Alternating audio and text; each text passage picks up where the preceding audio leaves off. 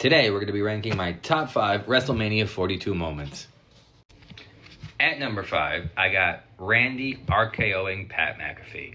Now, I really like this angle. I like that they got rid of Jelly Roll and Pat straight from the beginning, and Jelly Roll took Pat out, so we didn't have to deal with that shit at the end, like last year and like the year before, and how Cody always gets screwed. I liked it. I liked the fact that TKO brought Pat on. We knew it was a TKO issue. It wasn't a WWE issue. And we didn't want it. Nobody wanted Pat McAfee there. Cody said it himself. They got the crowd to boo. I feel like the only reason they brought him in is because the crowd hated him and you needed Randy to be on the heel side. But whatever. But I love the fact that at the end, Randy said, fuck you to Pat, basically. RKO'd him, and that's that. He's done, I'm hoping.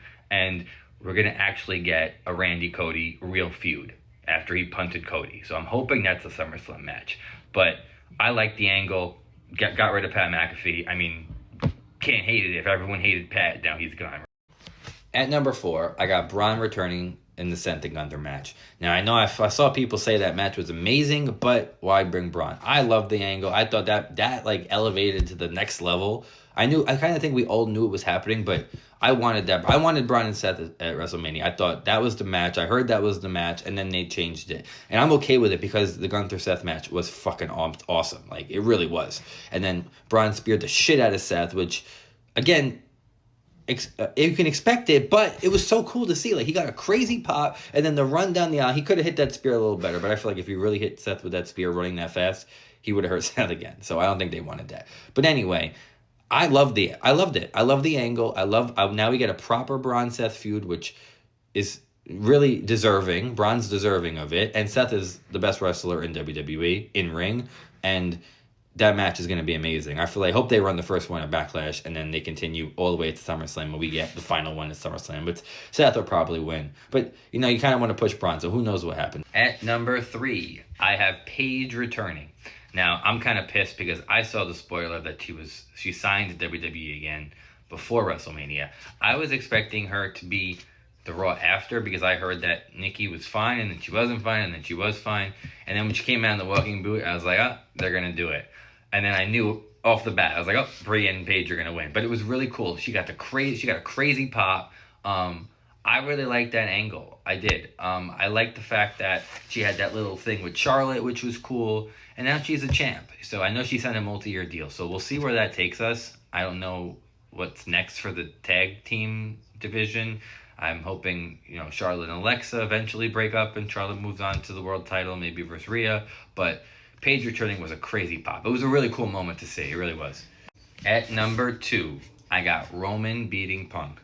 Now, that match was one of the best WrestleMania matches I've ever seen.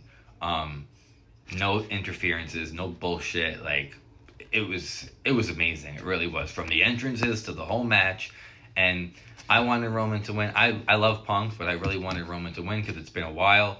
And now that we hear he's full-time until at least SummerSlam, it makes him winning like a big deal. Like, and no one's gonna be pissed if he's on every freaking week. I think everyone loves Roman, but the only reason they didn't want him to win was because he's not gonna show up. But apparently he is. So if that's the case, that's the easiest decision. That this is why him winning the title is number 2. He's finally back at the top.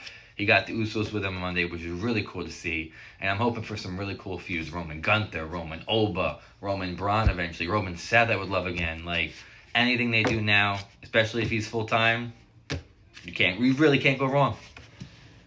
And number 1, Brock retiring. Nobody saw this coming.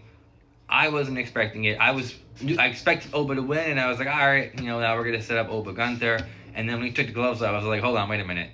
And then he took the shoes off, and I was like, oh, shit, he's dead-ass retiring. Like, that's crazy. Like, and the crowd, the thank you Lesnar chants, which was crazy to see. Like, I don't think I've ever heard that ever. He's like the meanest heel in WWE. He's always been a heel. Like, and even like when he was walking back and he was high-fiving fans, I'm like, he never does that. So that's how I know that shit was real. Like, and I love Brock Lesnar. I always have. I remember when I used to watch him and Cena feuds, which was crazy, but that was my favorite moment from WrestleMania. Like, the most shocking, I would say, that I've ever. I don't think anybody saw that coming. And he did it on ESPN, and I don't think anybody knew. Now, we could get Gunther we could get Gunther, but I don't know. It felt real to me. So I guess we got to wait and see. But those are my top 5 WrestleMania 42 moments.